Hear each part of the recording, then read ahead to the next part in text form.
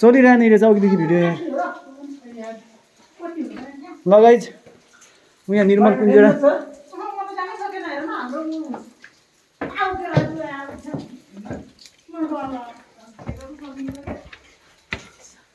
कस्तो गाह्रो छ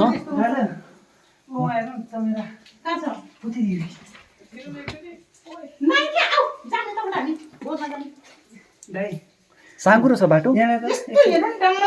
हेर्नुहोस् चमेरा गुफाको असलियत भनेको यही नै हो है थुप्रै चमेराहरू यसरी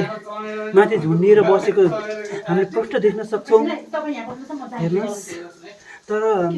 गुफा चाहिँ एकदमै अँध्यारो भएको कारणले गर्दा अलि हिँड्न यता गाह्रो छ है अब हामी यहाँबाट यो आइया टाउको पनि ठोकिएछ हजुर किन सकिन्नै छैन गाह्रो छ दाइ सकिन्छ भने हाम्रो दाजुले त्यहाँबाट नजाने निदो गरिरहेछन् है एकदमै रिस्कको बाटो छ एक्जिट वे त्यसैले हजुर यहाँ मुठी हो अब यहाँ कसरी जुत्ता लाग्ने अप्ठ्यारो छ कि म जान्दैन ल दाजुको बोललाई पनि स्वीकार्नै पर्यो है अब हामी नि यताबाट फर्किने निदो गऱ्यौँ यहाँको बाटो अलि एकदमै गाह्रो रहेको छ है गाइस हेर्नुहोस् चमेरो गुफा दृश्य हेर्दाखेरि एकदमै डरलाग्दो छ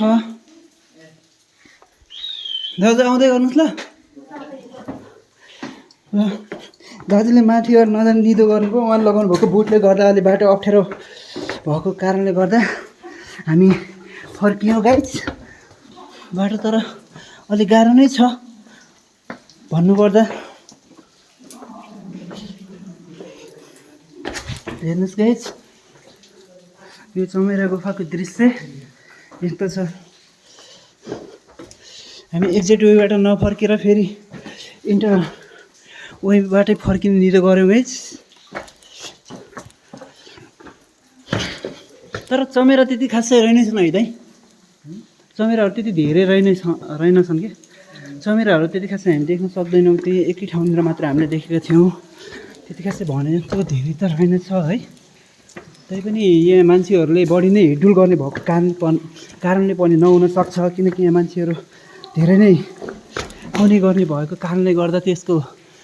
मानिसहरूको आवाजले गर्दा हेर्नुहोस् त उनीहरूले देखाउने रियाक्सन नै डिफ्रेन्ट हुन्छ यसरी लाइट गर्दाखेरि त्यसैले उनीहरूले सुरक्षित स्थान खोजेर कुनै कुनातिर लुकेको पनि हुन सक्छन् हाम्रो दाजुले हेर्नुहोस् रमाइलो तरिकाले हिँड्दै हुनुहुन्छ माथि पनि हेर्नुहोस् है गाइस उताबाट बाटो चमेराहरू त यसमा पो झुन्डेको रहेछ माथि दाजु तर कस्तो मलाई त गर्मी पनि भइरहेको छ है अति नै हेर्नुहोस् यो गुफाको दृश्य हेर्नुहोस् है कति ठुलो छ यो गुफा अति नै सुन्दर ठाउँ है हेर्दाखेरि अलि रिस्क पनि छ यसमा अलि दरोमुटु भएकोले चाहिँ सहजै यता हिँडडुल गर्न सक्छ यताउता डुल्न सक्छ है दाजु चमेराको त सबै यहीँ रहेछ क्या माथि देख्न सक्छौँ है चमेराहरू प्रष्टै झुन्डेको त हेरे नै थुप्रै भनेको किनकि त्यहाँ मान्छेभन्दा अलि टाढा भएको कारणले गर्दा तिनीहरू माथि नै झुन्डेको छ है यता तल चाहिँ हामी देख्न सक्दैनौँ किनकि मान्छेहरूको धेरै आवतजावत हुने भएको कारणले गर्दा तिनीहरू अलि हामी मानिसहरूबाट अलिक टाढा रहनुको लागि भए पनि उनीहरू अलि टाढा रहेको हामीले प्रष्ट देख्दछौँ हाम्रो दाजु डर मान्दै हो या कसरी हो जोसिएर हो यताबाट निस्किसक्नु भएको छ अब हामी थोरै मात्र प्रवेश गर्न पुग्न बाँकी छ हेर्नुहोस् यो हाम्रो वे टु क्याब है यो लेखेको छ हामी फेरि रिटर्न भएर तर यो कसले उल्टो राखिदिएको रहेछ दाजु यो हाम्रो दाजु अब यहाँ क्याब है अन्तिम ठाउँमा हामी पुगिसक्यौँ अब प्रवेशद्वार हो तर निस्किनु पर्ने त एक्जिट वे अलग ठाउँ थियो तर इन्टर वेबाट फर्किनु पऱ्यो किनकि बाटो अलि अप्ठ्यारो भएको कारणले गर्दा सम्भवतः अलि डेन्जर ठाउँ नै छ है भन्नुपर्दा सबै मान्छेहरूले यहाँ छिटै आँट नै गर्न सक्दैन होला हेर्नुहोस् यसको हरियाली देख्नुभयो नि,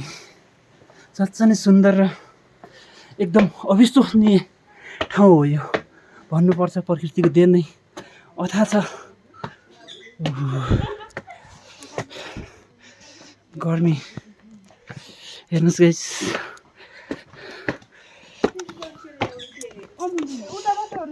हजुर यति हो, यहाँबाट जानु सक्नुहुन्छ। निस्किनु त उताबाट हो अलि, हजुर निस्किनु छ मान्छेहरू छ, हेर्नु न एक दुईजना होला, मुटु दह्रो बनाएर जानुहोस् है।